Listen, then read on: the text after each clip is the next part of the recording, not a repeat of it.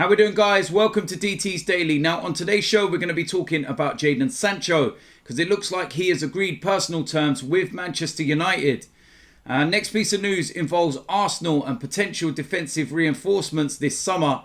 And the last piece of news involves Chelsea and Willian because he has rejected the chance of signing a new contract and is now in talks with Arsenal. I represent my fucking self. How we doing, guys? Welcome to DT's Daily. That's right.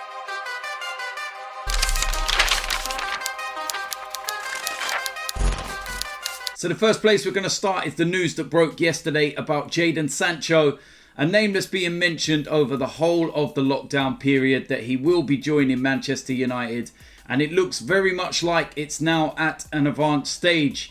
Manchester United are close to agreeing personal terms in principle on a 5-year contract with Jadon Sancho as discussions continue at an advanced stage with Borussia Dortmund over the structure of the transfer fee. Dortmund have not moved on their €120 million valuation, but seem to be open to accepting less money up front. Ideally, the Bundesliga side would want an initial €100 million to fund a replacement for the 20-year-old, though it is very unlikely they would spend that amount of money on a new signing, hence the softening of the stance on Sancho's initial fee. Dortmund used similar negotiation tactics when they sold Ousmane Dembele to Barcelona in August 2017. They wanted £140 million up front, but instead settled for £105 million plus add-ons. Should the club fail in their attempt to price Sancho away from Dortmund, Manchester United could sign Bayern Munich winger Kingsley Coman on loan. So yeah, it's a very, very interesting situation, and I think this is something that all clubs do now. Pay for players in installments.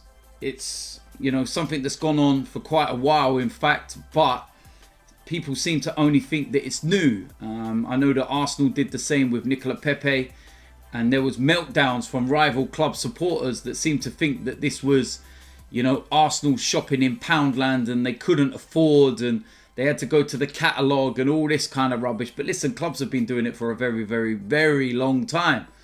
And it's smart business. And it means that they can put money aside to go on other things. And it's all about the structure.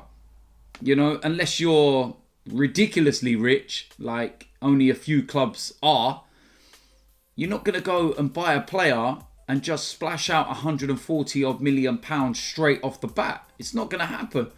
And even for a club the size of Manchester United, they're not going to be able to afford Jadon Sancho in one lump sum. So if they do it like this, then they can structure the payments and everybody's happy. Jadon Sancho, of course, last season was on absolute fire in Germany. 17 goals, 17 assists in 32 Bundesliga games. That's phenomenal. Of course, he should be used to life in England because he is English. Spent his youth growing up playing at Manchester City. Ironically, I wonder how they will feel about that. Moved over to Germany, taken his opportunity, and he's just literally set the world alight. And Borussia Dortmund, they do this regular. They buy players for next to nothing. And then they end up being able to sell them for colossal amounts of money.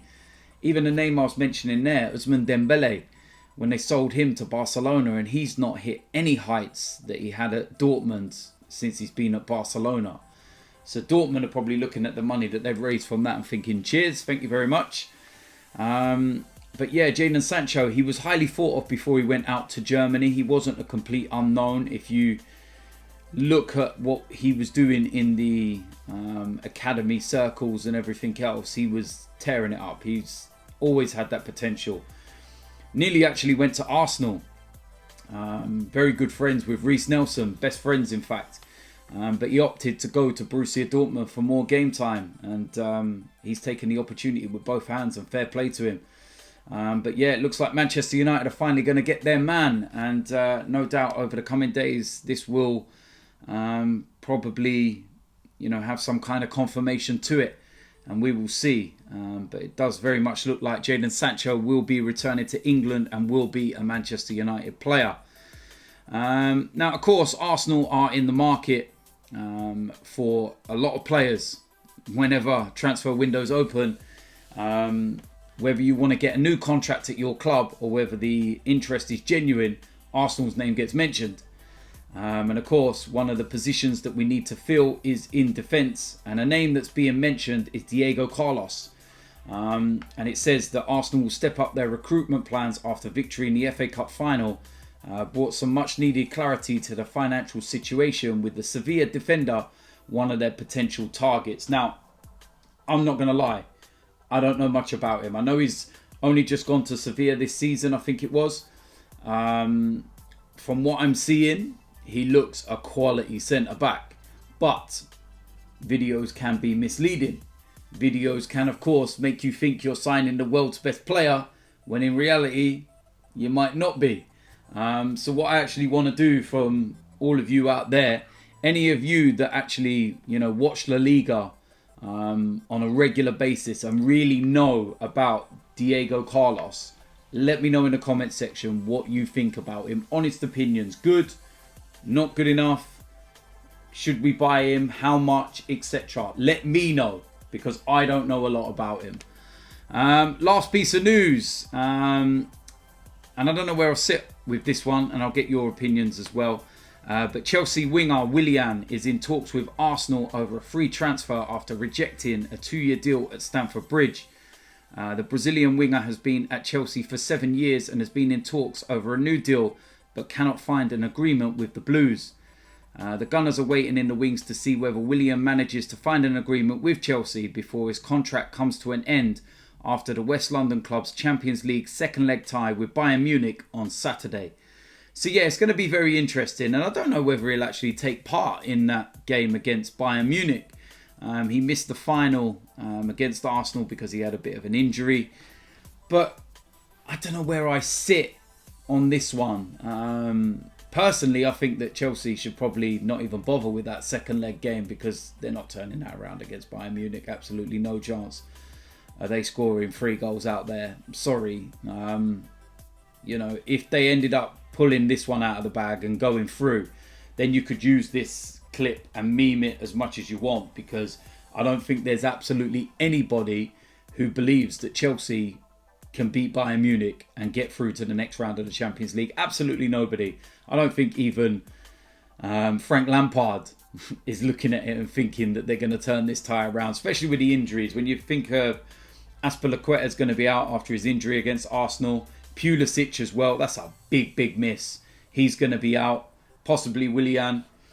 So yeah, Chelsea are just going to get through the motions, get the tie over and done with, and then they can go on holiday and prepare for next season. Of course, they're not going to be able to use their new players like Werner and Ziyech, etc.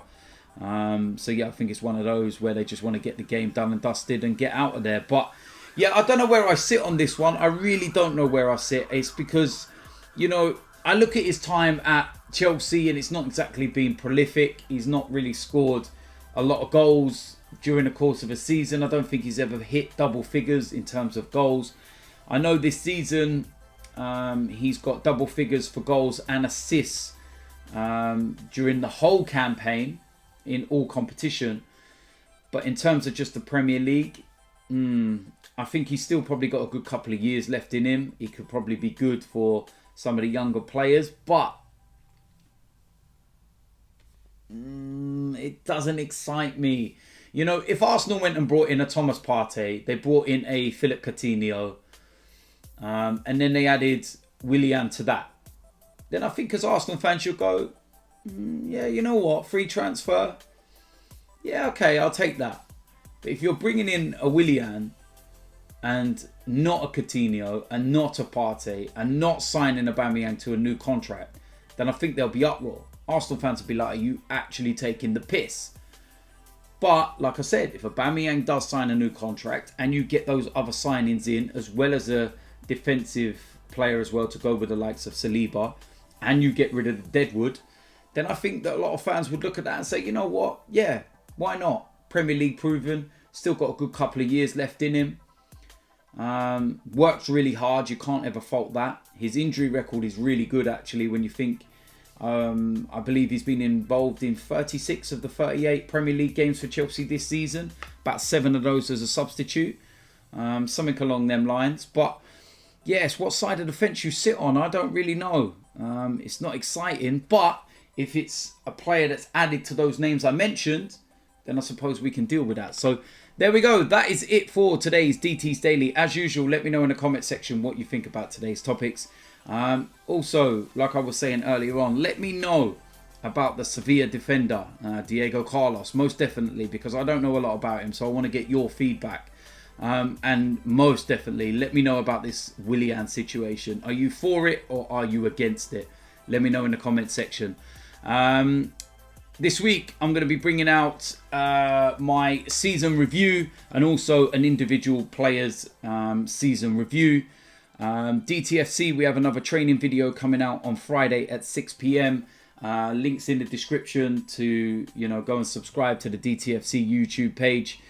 And yeah, not long until football starts again for us in about 3 weeks' time. 3 and a bit weeks, I think it is. Community Shield against Liverpool. But yeah, we've got Europa League and Champions League matches this week, so we've got things to keep us occupied. And it'd be interesting to see what happens in those games. So if you're new around here, hit the subscribe button. Make sure you smash a like on this video, and I'll see you lot soon. I'm out of here.